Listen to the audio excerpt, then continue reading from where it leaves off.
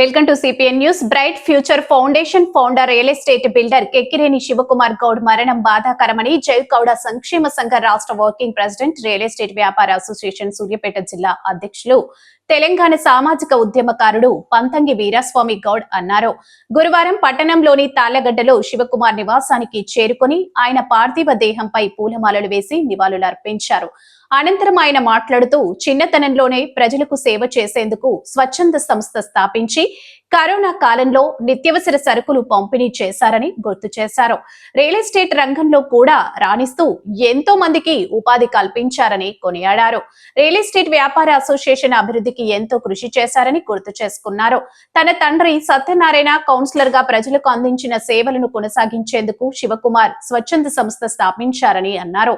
ఈ సందర్భంగా కుటుంబ సభ్యులను పరామర్శించారు.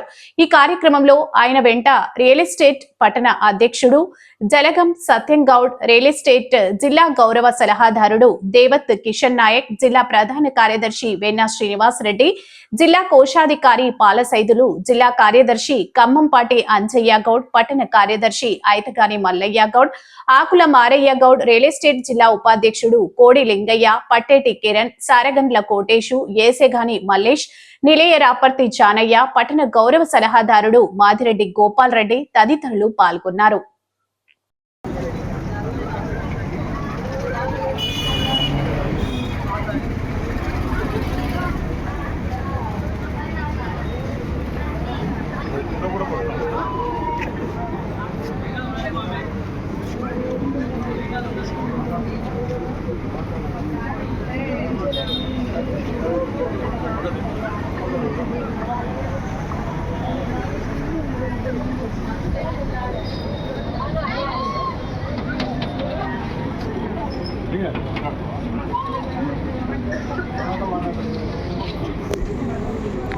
మాట్లాడుతున్నా.